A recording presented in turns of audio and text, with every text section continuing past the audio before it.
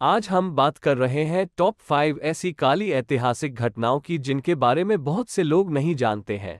Number 5, the SS Imo collided with SS Mont Blanc. Halifax विस्फोट मानव इतिहास में सबसे वर्स्ट विस्फोटों में से एक है। 6 दिसंबर 1917 को एक नॉर्वेजियन पोर्ट एसएस इमो फ्रांसीसी मालवाहक जहाज एसएस मॉन्ट ब्लैंक से टकरा गया, जो विस्फोटक ले जा रहा था। ये घटना कनाडा के हैलिफैक्स के पास बेडफोर्ड बेसिन को जोड़ने वाले नहरों पर हुई थी। विस्फोट ने लगभग 1782 लोगों की जान ले ली और 9000 से अधिक लोग घायल हो गए।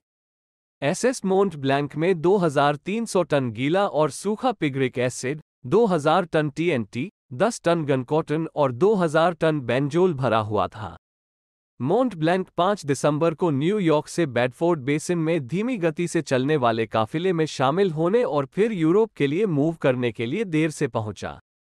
बेल्जियम के लिए राहत सामग्री लेने के लिए एसएस इमो नीदरलैंड से न्यूयॉर्क के रास्ते में 3 दिसंबर को पहुंचा। घटना के दिन एसएस इमो ने बेडफोर्ड बेसिन को छोड़ते हुए और नहरों में प्रवेश करते हुए चैनल के गलत वेस्टर्न तरफ एक आने वाले जहाज से क्रैश किया।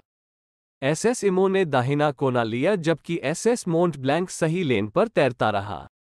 टक्कर के लगभग 20 मिनट बाद मोंट ब्लैंक में विस्फोट हो गया, जिससे फायरस्टॉर्म की एक बड़ी वेव पैदा हुई और कुछ मील के भीतर सब कुछ नष्ट हो गया। Number 4, radium girls. Radium girls प्रथम विश्वयुद्ध के शुरुआती दौर में महिला कर्मचारियों का एक ग्रुप था, जिन्हें रेडियम पेंट करने के लिए काम पर रखा गया था और रेडियम से लथपथ पेंट को अपने होठों पर छूने का निर्देश दिया था। इसके कारण गंभीर रेडियम नेक्रोसिस और अन्य बीमारियां हुई। इनकी दर्दनाक मौत हुई। इस 21वीं सदी में बिजनेस ओनर्स की क्रूअल्टी और उनकी एपैथेटिक एक्शंस अननोन नहीं है। हालांकि उनकी इनह्यूमन एक्टिविटी की सीमा चौंकाने वाली है। प्रथम विश्वयुद्ध के शुरुआती दौर में यूएस रेडियम कॉर्पोरेशन ने रेडियम के साथ वॉच डायल और अन्य चमकदार वस्तुओं को पेंट करने के लिए बड़ी संख्या में महिलाओं को काम पर रखा था।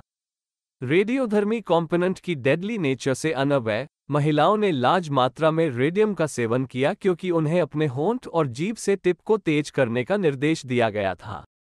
जैसा कि एक्सपेक्टेड था, रिजल्ट ब्रूटल था। इनकी दर्दनाक मौत हुई। उन महिला वर्कर्स की एक बड़ी संख्या रेडियोधर्मी एलिमेंट से अफेक्ट हुई थी।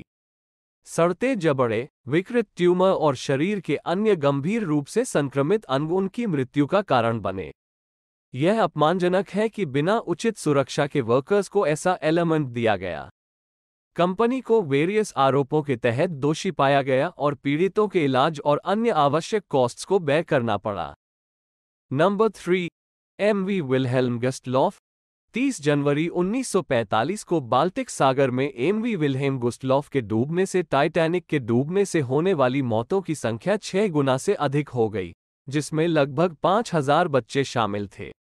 समुद्री मामलों में मानव जीवन का सबसे बड़ा नुकसान एक जर्मन जहाज पर सोवियत पनडुब्बी द्वारा किए गए घातक हमले में हुआ। मरने वालों की संख्या 9000 को पार कर गई, जो युद्ध के सबसे भयानक कृत्यों में से एक बन गया। जैसा कि युद्ध से उम्मीद थी, द्वितीय विश्वयुद्ध में दोनों तरफ से कई दिल दहला देने वाली कहानियां हैं। एक तरफ हिटलर ने लाखों यहूदियों को मौत के घाट उतार दिया। उधर अमेरिका ने 2 परमाणु बम गिराकर 2 शहरों को तबाह कर दिया।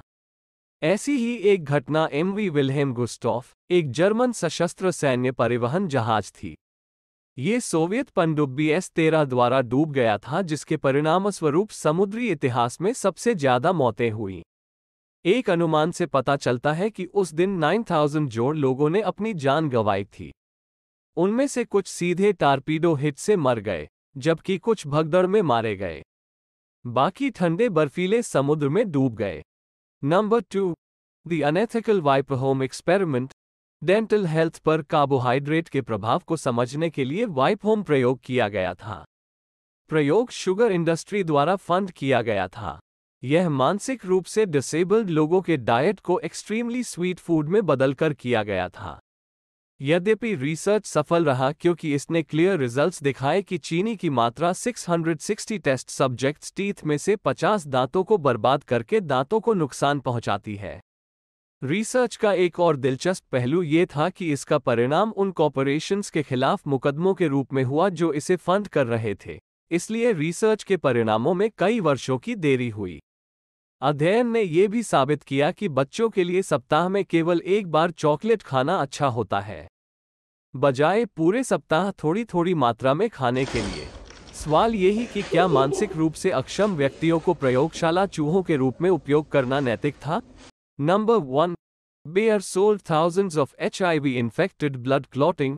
लंबे समय से दवा कंपनियों ने हजारों मासूमों की जान ली है।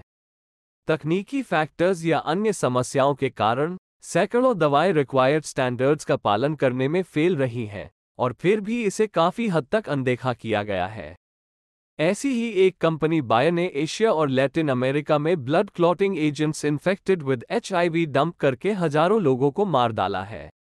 जब अमेरिका के अधिकारियों ने देखा कि हीमोफिलिया नई दवा का रिस्पॉन्ड नहीं दे रहे थे और इसके बजाय स्थिति बिगड़ रही थी, तो ये पता चला कि HIV के लिए 10,000 डोनर्स के प्लाज्मा की जांच नहीं की गई थी, जिसके परिणामस्वरूप 2000 के दशक की शुरुआत में ऐसा नरसंहार हुआ था।